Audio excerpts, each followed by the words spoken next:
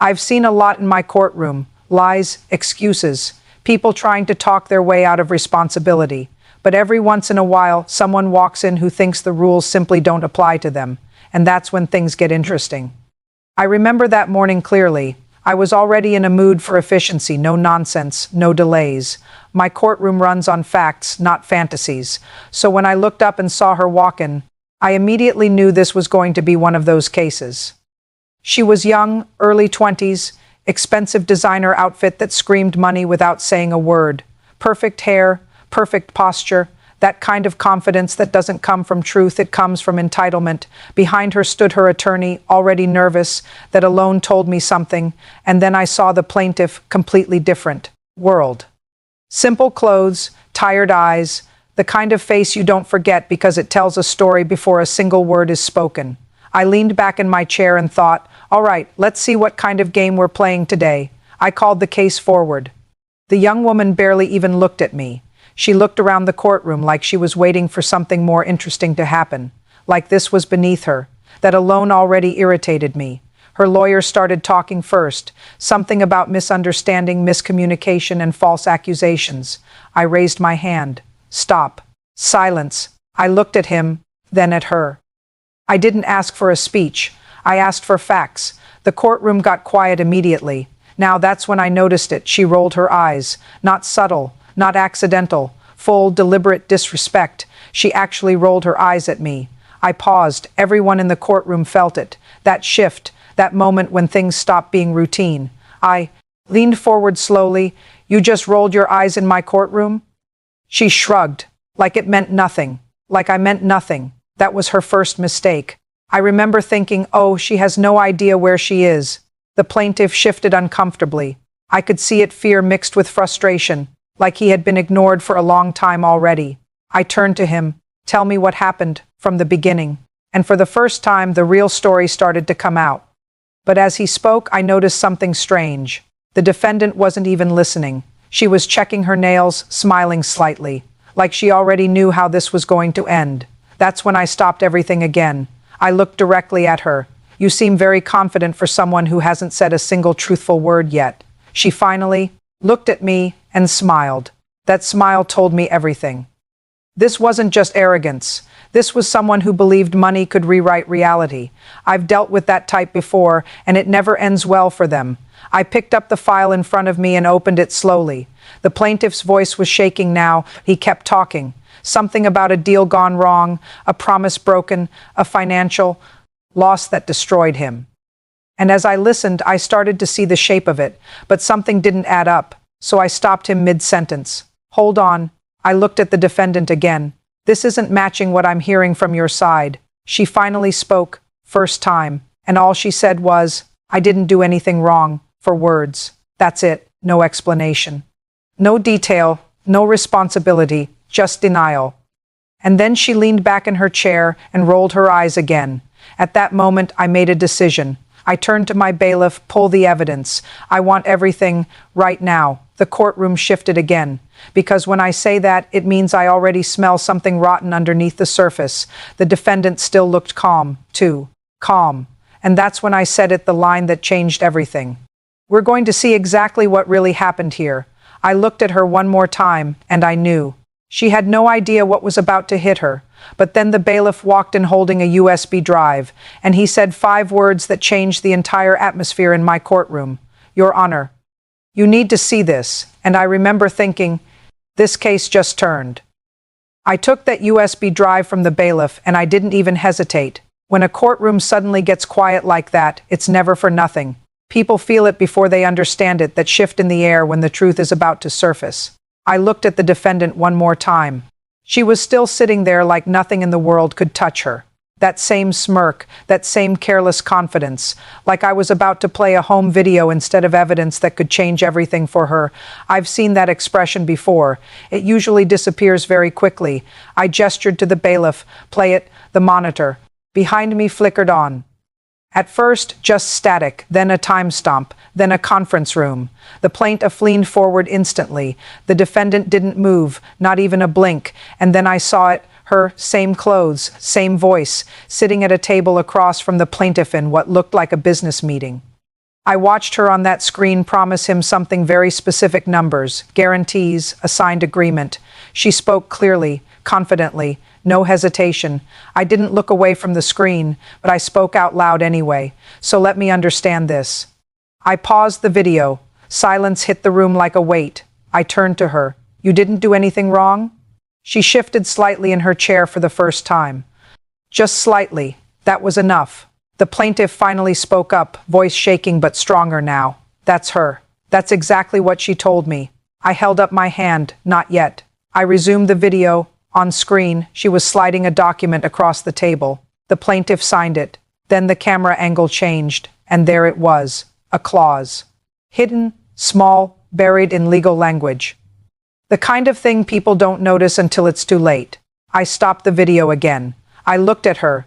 Now my tone changed. Not louder, not dramatic, just sharper. You sat in this courtroom and rolled your eyes at me. I leaned forward slightly, and you expected me not to notice what you did in that room? She finally spoke again. It was explained to him. I laughed just once. Because I hear that excuse all the time. I turned toward her attorney immediately. Was it explained clearly?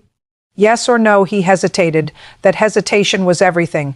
I pointed at him. That's not an answer. That's fear. The plaintiff's hands were shaking now. I trusted her, he said. She told me I was safe, that I wouldn't lose anything. I turned back to the screen, paused on her face in the video. Smiling, confident, selling a promise. Then I turned it off completely. The room went dead silent again, and I said the line that made her finally stop smirking. You don't get to sit in my courtroom and pretend words don't matter. That hit her differently. I could see it, just a flicker, but it was there. I opened the file again. More documents, bank transfers, email chains. And then something that made me stop completely, a second signature, different name, same handwriting style, but not her. I looked at the plaintiff. Did you ever authorize this second agreement? He shook his head immediately. No, I didn't even know it existed. Now I turned back to her slowly. And this time I didn't say anything right away. I just watched her. Because liars always make one mistake when they start getting cornered. They talk less or too much. She chose too little. She crossed her arms and looked away. That was the first time she avoided my eyes, and that told me everything I needed to know. I leaned back in my chair. Interesting. I tapped the file. So now we have one. Signed agreement. And one you're claiming he never saw. I paused. And you still want to sit there and roll your eyes at me? The courtroom reacted quietly. Not loudly, but I heard it. The shift, people were no longer unsure. They were watching her. She finally spoke again. I didn't forge anything, but her voice wasn't as strong anymore. I nodded slowly. Good. Then I looked at the bailiff. Bring in the forensic signature report. Her attorney's head snapped toward me. That's when I knew he already saw where this was going, and the defendant. For the first time, she wasn't smiling, but what came in next? That's when the real collapse began, and I wasn't ready for how fast it would happen. I've learned something over years in this courtroom. People don't break when you accuse them. They break when you prove it. The bailiff walked in holding the forensic signature report, and I could feel the entire room tighten. Even the air felt different, that quiet kind of tension where nobody wants to breathe too loudly.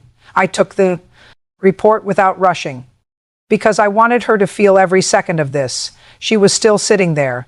But the confidence was thinner now, not gone, just cracked. I opened the report, read the first line, then I looked up at her. Do you know what this is? She didn't answer immediately. That pause told me more than her words ever could. I continued anyway. This is a forensic comparison between your known signature and the signature on the second agreement.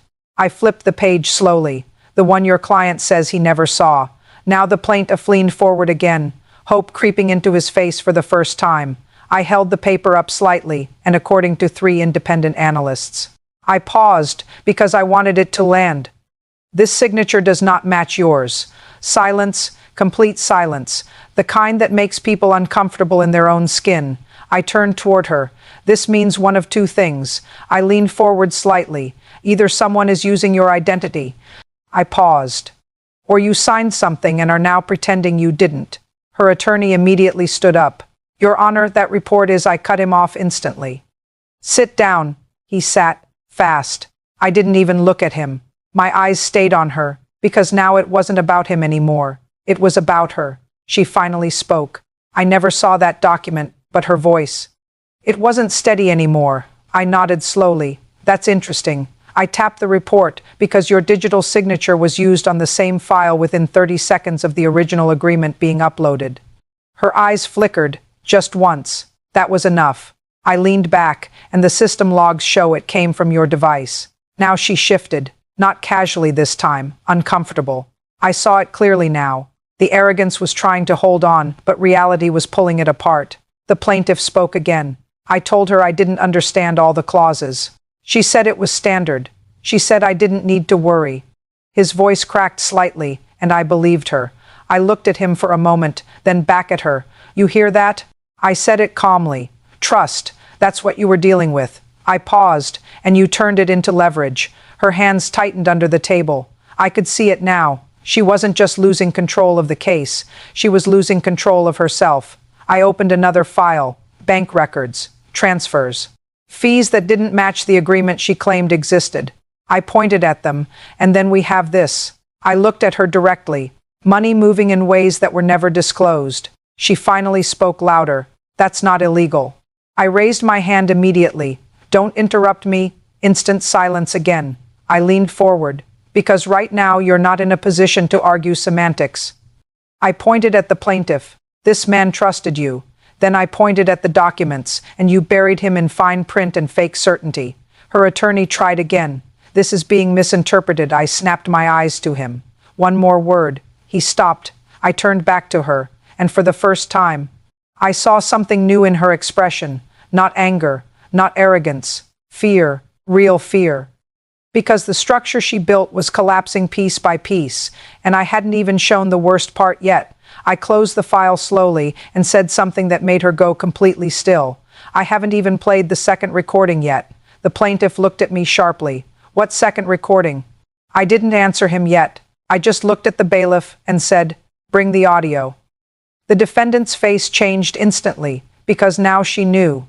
This wasn't over, not even close, and what was on that recording was going to destroy whatever was left of her story. I remember the exact moment the room changed again. The bailiff placed the audio device on my bench like it weighed more than it should. And in a way it did, because what's inside an audio recording isn't just sound, it's intention, it's truth without filters. I looked at the defendant. She wasn't leaning back anymore. She was sitting forward now, just slightly, but I noticed everything. That's my job. I turned the device in my hand, and I said calmly, let's hear what you had to say when you thought nobody was listening. That sentence alone made the plaintiff straighten in his seat. The defendant's attorney immediately whispered something to her. She didn't respond. That told me enough. I pressed play. At first, just background noise, chairs moving, paper rustling. Then her voice filled the courtroom, clear, confident, sharp, not the voice she was using now. This was a different version of her, the real one. I don't care if he understands it or not. He'll sign it. I paused it instantly. Silence hit like a hammer. I didn't even look at the screen. I looked at her.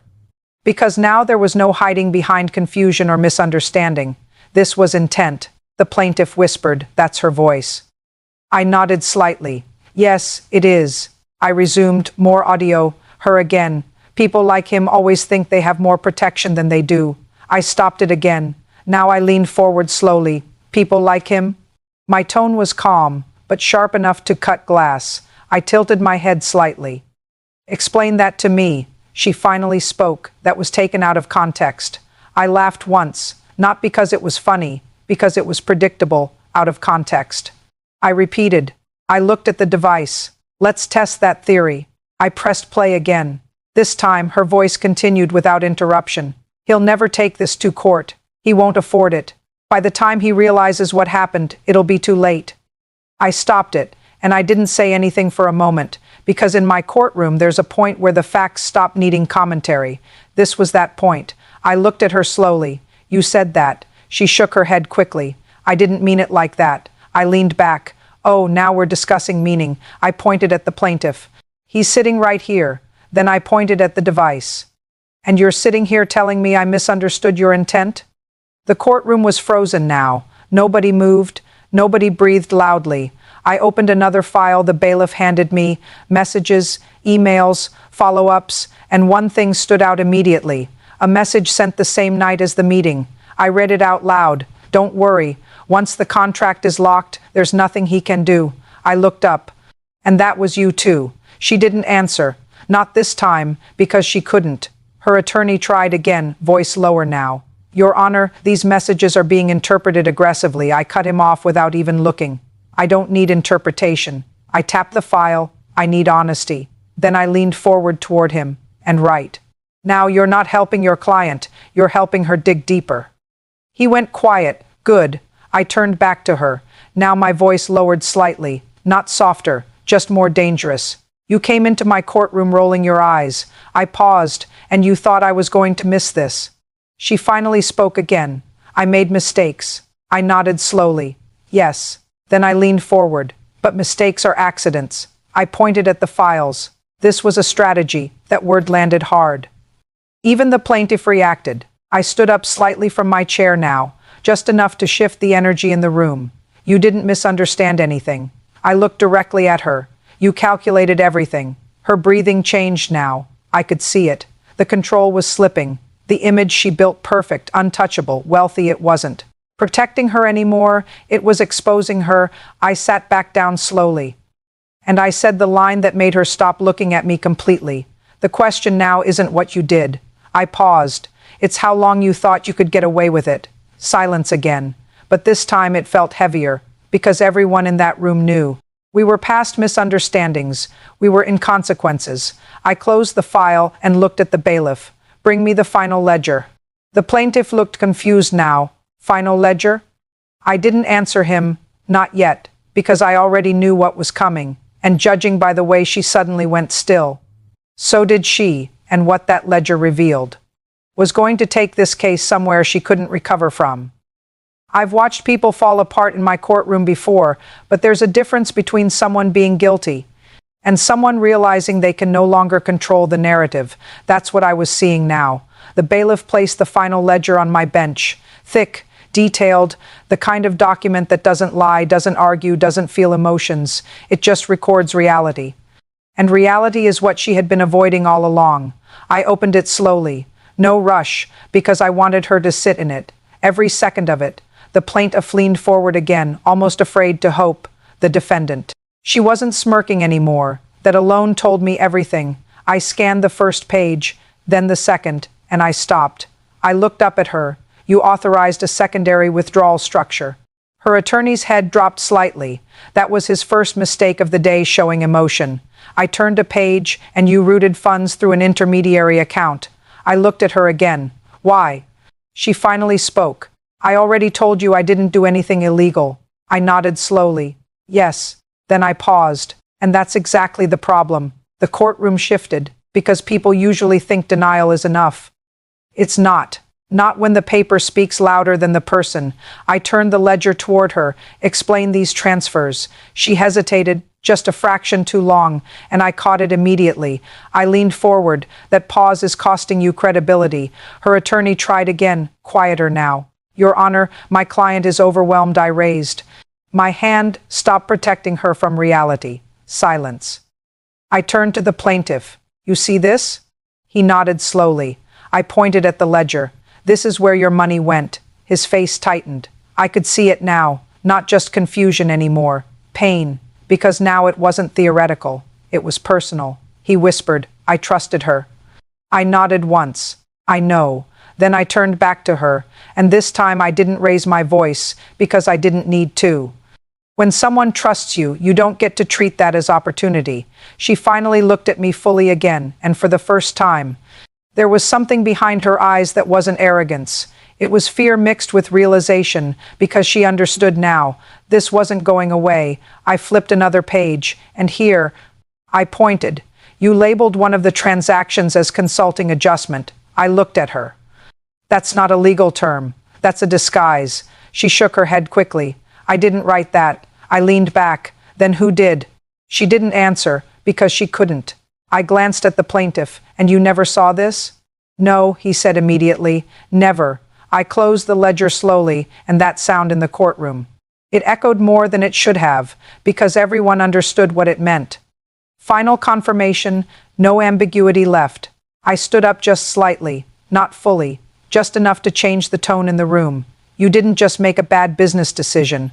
I looked at her directly. You engineered a system that depended on someone not noticing the truth. She whispered, "That's not what happened," but her voice cracked. Slightly, and I always notice, I leaned forward. "Then tell me what did happen." Silence. No answer. That silence was louder than anything she had said so far. The plaintiff spoke again, this time stronger. She told me everything was safe, that I had protection. His voice shook, and I believed her because I had no reason not to. I nodded slowly. That's the part that matters. Then I turned back to her, and you took advantage of that assumption. Her eyes dropped slightly for the first time, not dramatically, but enough. I closed the file in front of me, and I said the words that changed the temperature in the room again. I don't see confusion anymore. I paused. I see responsibility. Her attorney exhaled slowly, because he knew what was coming next. The plaintiff looked at me, almost desperate now. What happens now?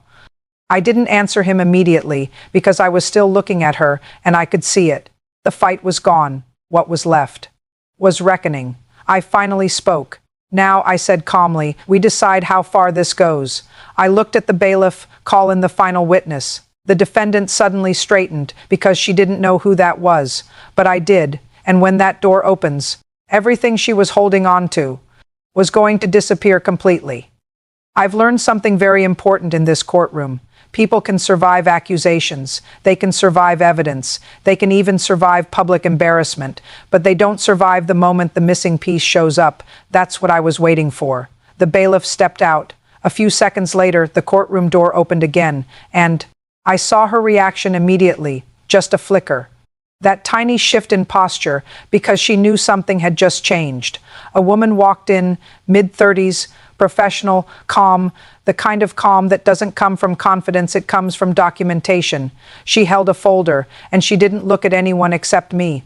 I nodded slightly. "State your name." She did, and then I said the line that made the defendant go completely still. "Tell me what you found." The witness opened her folder and spoke clearly. "I was the compliance officer assigned to review the financial structure of the defendant's transactions." Now the plaintiff leaned forward again. The defendant didn't move at all. "Not anymore," the witness continued. "I discovered multiple inconsistencies in the routing of funds. Specifically, funds were moved through accounts that were not disclosed in the original agreement." I looked at her. "You verified this?" "Yes, Your Honor, twice." I turned slightly toward the defendant, and I noticed it now. No smirk, no attitude, just stillness. That's how you know someone is no longer defending themselves. They're just waiting for impact. I looked back at the witness. "Continue." She opened another page. "There is also evidence of internal authorization overrides using credentials linked to the defendant's profile. That sentence changed the air in the courtroom." The plaintiff whispered, "So it was her." I didn't answer him yet, because I wanted every second of this tool and properly. I turned to the defendant. "This means someone used your access." I paused, "Or you used it yourself." She finally spoke. "I didn't authorize any of that," but it didn't sound like a defense anymore. It sounded like exhaustion. I leaned forward. "Then you have a serious security problem inside your own system." The witness shook her head. "It wasn't internal breach, Your Honor." She turned a page. "It was active approval." Silence, absolute silence. I let it sit there for a moment. Then I spoke, "Active approval." I repeated it slowly. "And you're saying that multiple actions were confirmed under her credentials?" "Yes." I looked at the defendant. Now there was no interruption, no eye roll, no attitude, just quiet. I leaned back slowly. "This is no longer a misunderstanding." I said it clearly. "This is control." The plaintiff's face tightened again. He was trying to process everything, because now it wasn't just betrayal. It was structure, intent, systematic behavior. I turned back to the witness. "Anything else?" She hesitated slightly. That hesitation mattered. I noticed it immediately. "What is it?" I asked. She opened the final page, and this time her voice lowered slightly. "There is one final communication log." I paused. "Read it." She did. And when she did, the entire courtroom felt it. A message sent from the defendant's account: if he pushes back, escalate pressure, he won't survive a legal fight. The plaintiff closed his eyes for a moment, like the words physically hit him. I didn't move. I didn't react immediately, because sometimes silence says more than judgment. I looked at her, and I spoke slowly. You said you didn't do anything wrong. She didn't respond. I continued. And yet your system, your messages, your approvals, your financial routing, all tell a very different story. Still nothing. Now I leaned forward, not angry, just direct. So I'll ask you one more time. I paused. Do you have anything you want to say before I make my decision? That question changed everything, because that's the moment people realize the conversation is no longer about explanation. It's about outcome. She finally looked at me, and for the first time, she didn't look like someone who thought she was above the law. She looked like someone who finally understood she was inside it. But what she said next, I didn't expect. And it forced me to make a decision that would end this case in a way no one in my courtroom saw coming. I've sat through thousands of cases in my courtroom, and I can tell you this with certainty. There is always a moment when everything becomes clear, not confusing, not complicated, just clear. And this was that moment. The room was silent, completely silent. The plaintiff was sitting there like he was waiting for something to give him back the last few months of his life. The defendant. She wasn't looking at anyone anymore. Not me, not him, not even her attorney, because she already knew what was coming. I leaned forward slightly, and I said, I've heard enough. That sentence alone made the plaintiff exhale like he had been holding his breath for hours. I opened the file one last time, not because I needed to, but because everyone in this room needed to understand this wasn't emotional. It was factual. I looked at her. You came into this courtroom rolling your eyes. I paused. You thought confidence would protect you.